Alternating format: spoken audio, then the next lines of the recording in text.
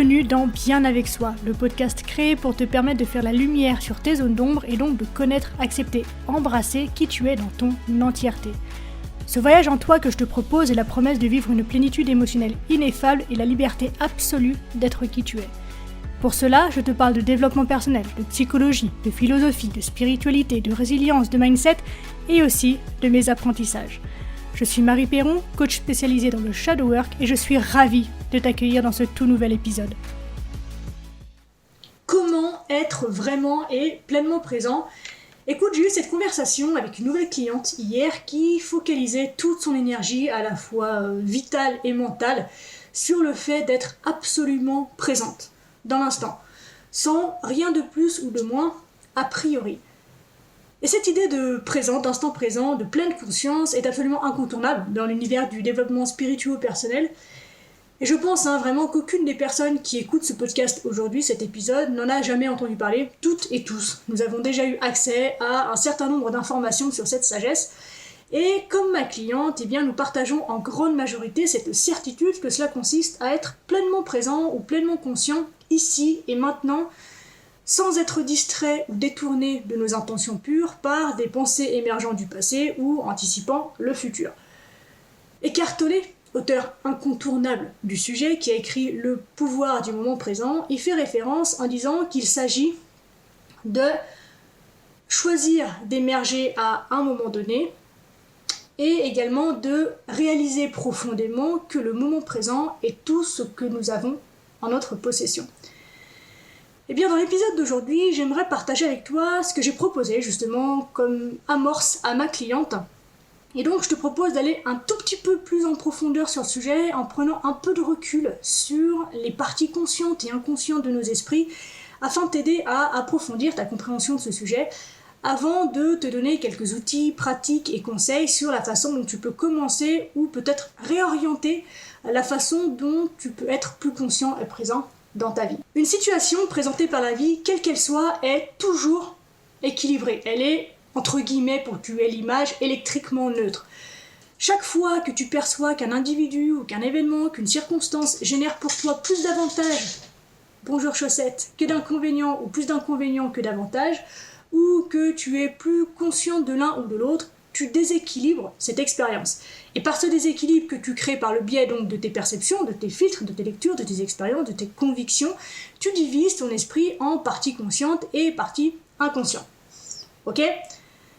Cela signifie donc que tu pars d'un état d'équilibre où tu es conscient des avantages autant que des inconvénients de façon simultanée, et c'est ça qu'on appelle justement la pleine conscience, pour arriver doucement, par le fruit de l'utilisation de tous tes outils, de tous tes filtres. Donc doucement mais sûrement, tu arrives dans un état émotionnel polarisé via lequel tu as soit des impulsions en direction des avantages perçus, soit un instinct de protection qui te pousse loin des inconvénients. Et ces deux possibilités sont stockées dans ta mémoire et ton imagination sous la forme de bruit ou de brouhaha chargé d'émotions et donnant lieu à tes futures phobies. Maintenant que tu as cette notion à l'esprit, je te propose qu'on s'intéresse à ta mémoire. Mais pas n'importe laquelle, ici j'ai envie qu'on parle de ta mémoire épisodique. Ta mémoire épisodique possède des composants concernant tes souvenirs à la fois implicites et explicites, ainsi que des données précises sur l'endroit où se trouvent les choses. Dans ces données, il y a notamment où tu as perçu ceci ou cela, quand est-ce que tu as perçu ceci ou cela, qu'est-ce que tu perçois exactement, donc le contenu, pourquoi est-ce que tu le perçois, donc le contexte, et avec qui ce que tu perçois est en relation. Je te donne un exemple. Imagine que tu tombes en amour d'un individu et que tu perçois l'une de ses actions comme attirante.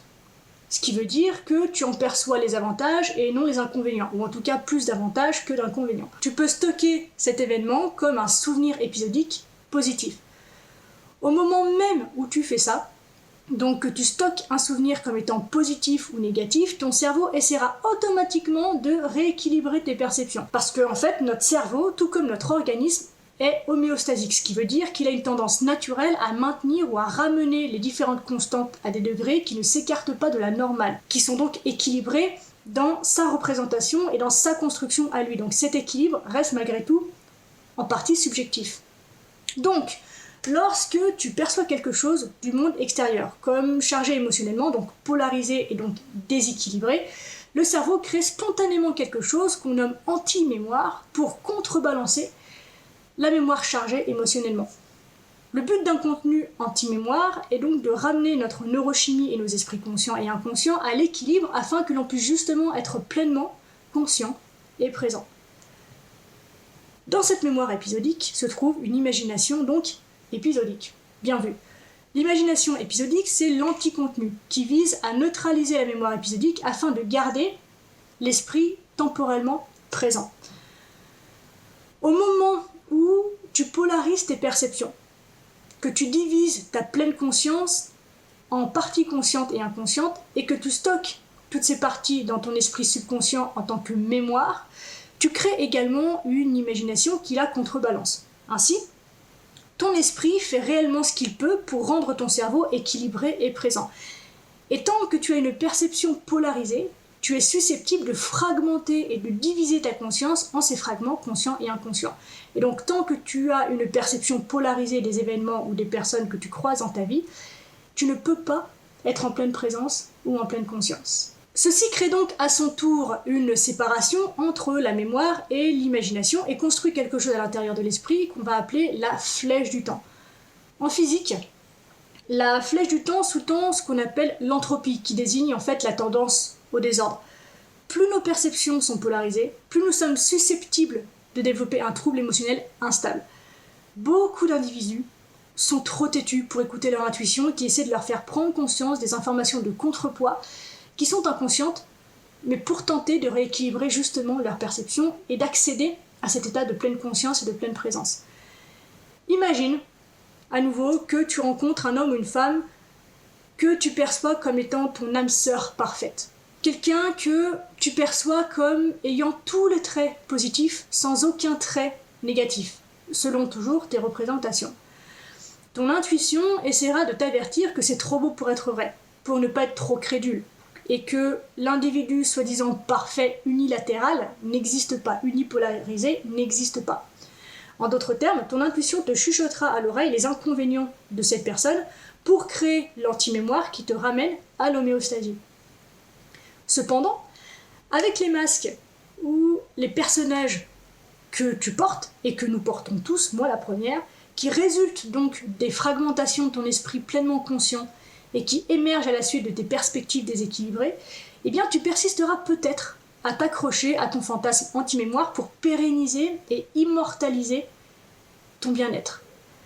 Et en faisant ça, eh bien, tu risques de perdre une partie de ton état rationnel ordonné et d'être pris dans les fantasmes de l'imagination du futur, qui est généralement à l'opposé des souvenirs douloureux du passé qui font surface.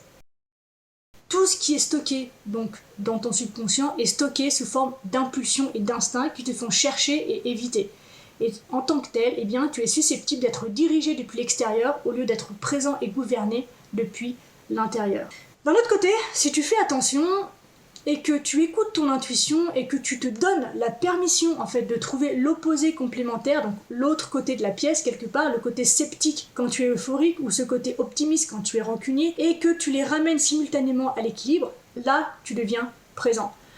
Et si au lieu de ça, eh bien, tu fais le choix de garder tes perceptions polarisées, eh bien, tu crées donc une mémoire stockée, une imagination correspondante et la flèche du temps qui en résulte.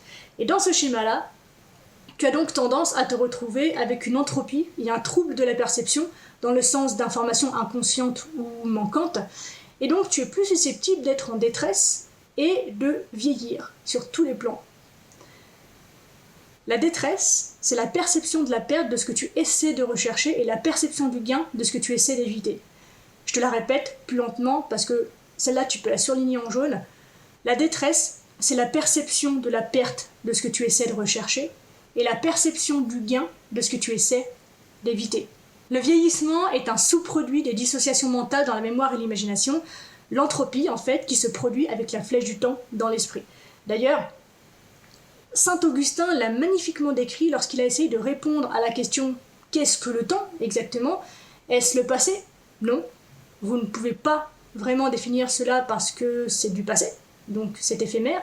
Est-ce l'avenir ? Non plus. Ce n'est qu'une imagination. Tout ce que nous avons vraiment, c'est ce ruban infinitésimal appelé le présent. La seule chose qui soit réelle, c'est le présent. Le reste n'est qu'une réalité subjectivement biaisée de perspectives déséquilibrées. En fait, donc, pour résumer brièvement la chose, la mémoire et l'imagination stockent des illusions subjectives jusqu'à ce que tu sois prêt ou prête pour percevoir et recevoir la vérité plus objective. Et dans cet objectif, l'une des compétences que j'inculque à mes clients qui s'engagent auprès de moi, c'est la capacité à se poser les bonnes questions. Parce que je suis persuadée que la qualité de nos vies est étroitement liée à la qualité des questions qu'on se pose. En d'autres termes, je leur apprends à se poser des questions qui sont pertinentes et surtout qui sont qualitatives, dans le sens où elles viennent équilibrer leurs esprits, elles viennent équilibrer leurs perceptions, et c'est ce qui leur permet donc d'être réellement et pleinement présents et conscients de tout ce qui se produit dans leur vie.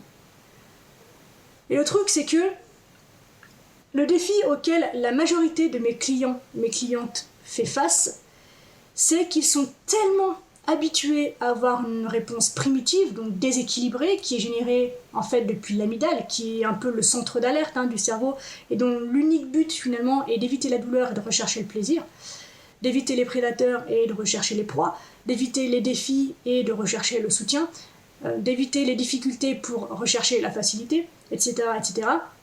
Donc ils sont tellement habitués à avoir des réponses depuis cette partie-là de leur cerveau qu'ils continuent d'essayer de séparer l'inséparable, de diviser l'indivisible, d'étiqueter l'inétiquetable et de nommer l'indicible, et donc à polariser des états qui au départ ne sont pas polarisables, et qui sont simultanément joints ou enchevêtrés dans leur cerveau. Et c'est à ce moment-là qu'ils sont le plus susceptibles d'entrer dans cette division consciente et inconsciente et de perdre du pouvoir, le pouvoir du présent. Est-ce que tu me suis juste ici ? Si oui, je te propose d'aller encore plus loin, sinon, je te propose de réécouter ce qu'on vient de se dire jusqu'ici et d'aller un petit peu plus loin quand même.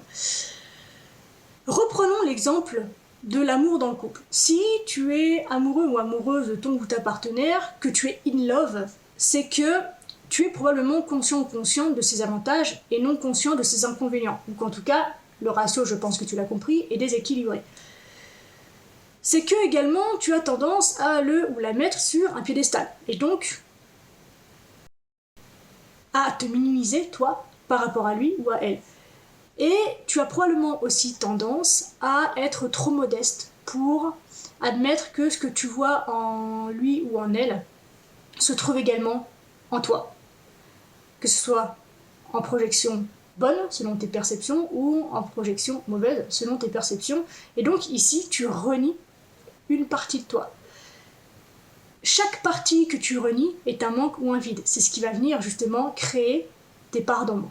C'est la raison pour laquelle lorsque tu juges quelqu'un, que ce soit positivement ou négativement, tu as tendance à ressentir simultanément un vide à l'intérieur de toi. Ta perception est incomplète et ton intuition sait que tu ne vois pas la totalité de ce quelqu'un. Tu ne vois pas non plus la totalité donc de toi-même, puisque l'équilibre fait que ce que tu perçois chez l'autre, tu le ressens comme vide à l'intérieur. Donc tu ne te vois pas en totalité de toi-même, car lorsque tu te minimises ou au contraire tu t'exagères, eh bien il ne s'agit pas de ton toi complet, il ne s'agit pas de ton toi authentique. Autre exemple, lorsque tu en veux à quelqu'un, eh bien tu es susceptible de le mépriser.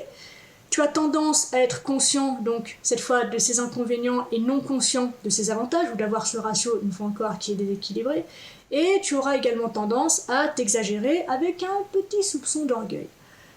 Là encore, dès que tu méprises et que tu t'exagères, eh bien, il ne s'agit toujours pas de ton toi complet et donc de ton toi authentique.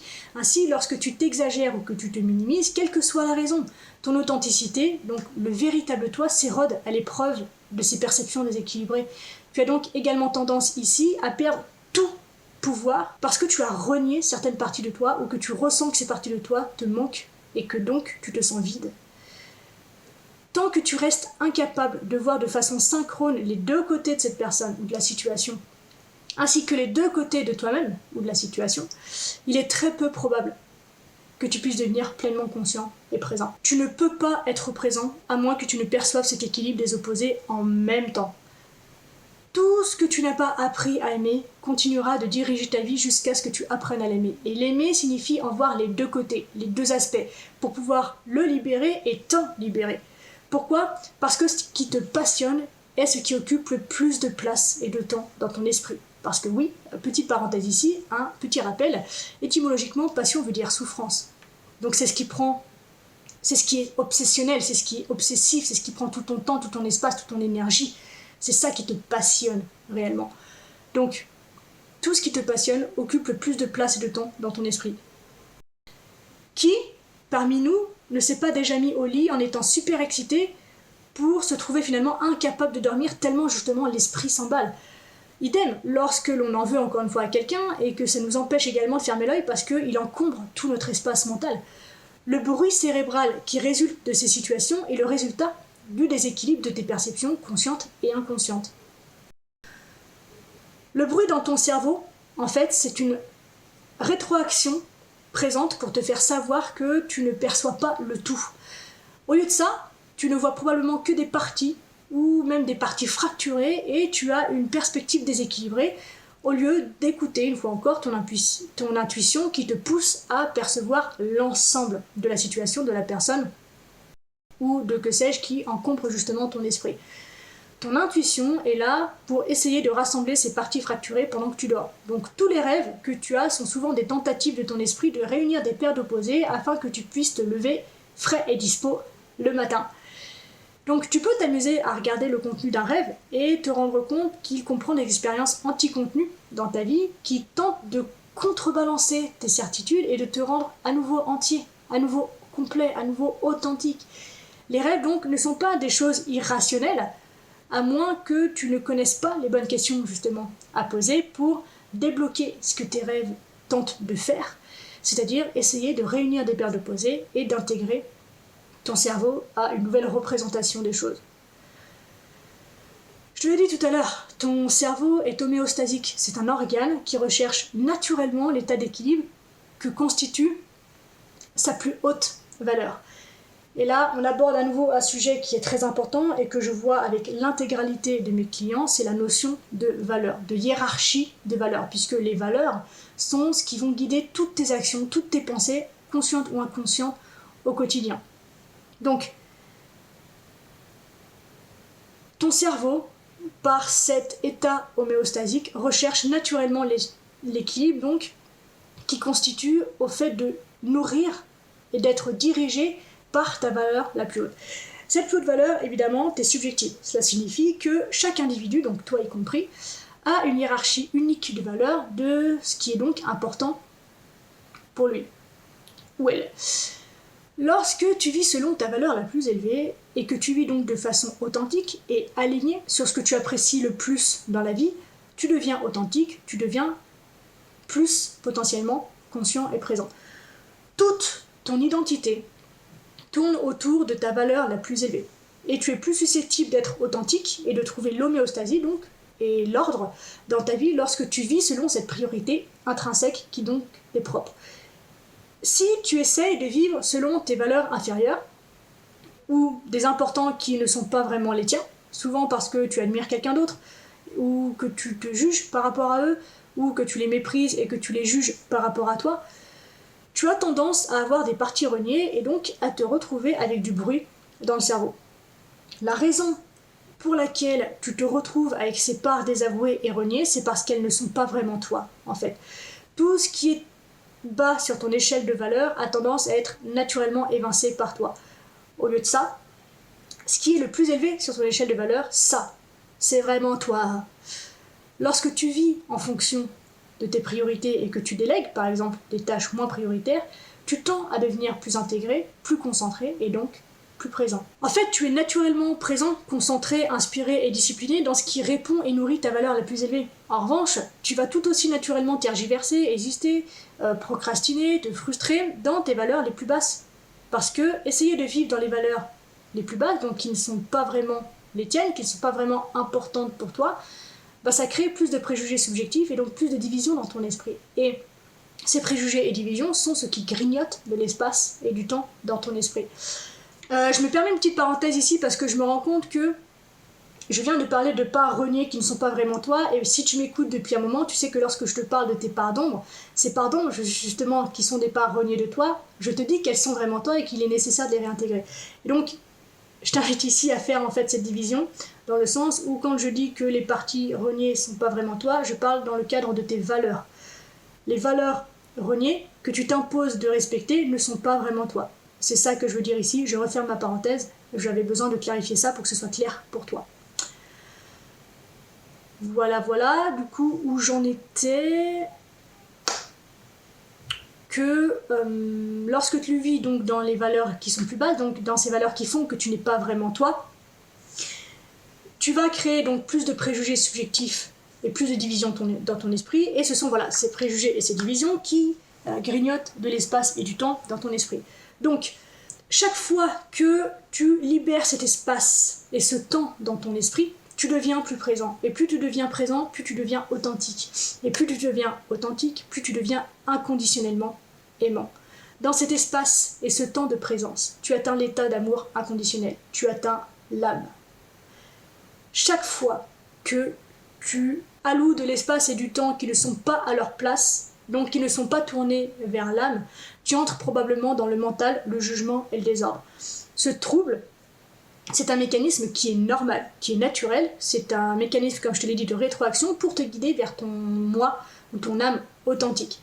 Tous tes symptômes physiques et leurs émotions initiales associées ne sont rien de plus que des mécanismes de rétroaction homéostasique pour essayer de te faire prendre conscience de ce que tu juges et que tu n'as pas appris à aimer. Car le jugement se trouve là où est le vide, alors que l'amour est là où se trouve l'accomplissement. Tes émotions et leurs symptômes associés tentent de te ramener à l'équilibre et au présent.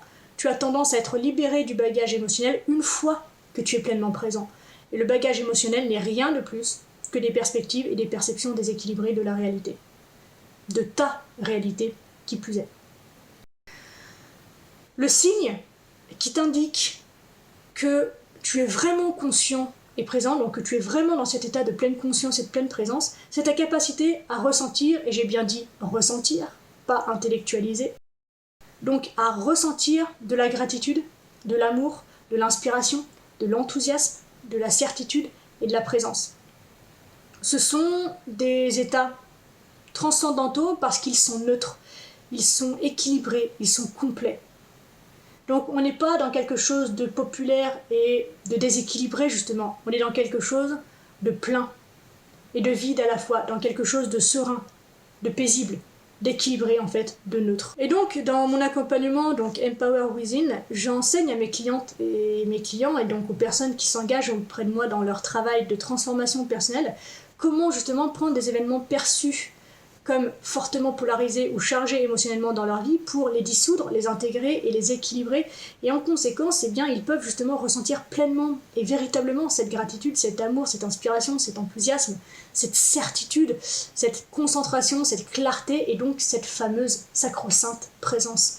Lorsqu'ils le font, ils sont libres de leur plus grande souffrance. Lorsqu'ils le font, ils activent le centre exécutif de leur cerveau antérieur, une zone du cerveau qui leur permet d'être déterminés, inspirés, présents et stratégiques au lieu de simplement réagir émotionnellement, d'être impulsifs et donc orientés survie, tu t'en souviens, par l'amygdale. Et donc, justement, de l'autre côté, lorsque tu es dans cette fameuse amygdale, que tu es donc dans cette fois la zone sous-corticale, donc plus primitive de ton cerveau, c'est à ce moment-là que tu es le plus susceptible de rechercher et d'éviter de polariser tes perceptions et d'avoir des réactions émotionnelles réactionnelles aux situations et circonstances de la vie.